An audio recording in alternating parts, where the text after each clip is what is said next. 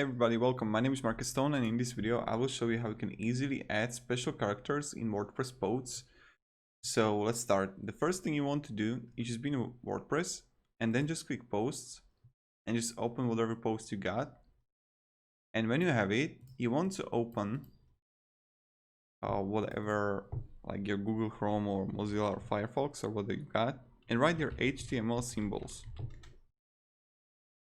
And voila, you got it. Now you're gonna select all the symbols here, and what you want to do is just copy the entity. Let's say that I want to have the spades. I will just click here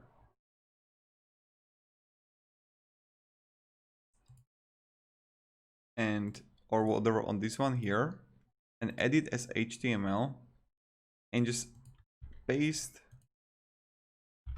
the symbol right here, update and preview. And as you can see, look at this, we have the symbol right here.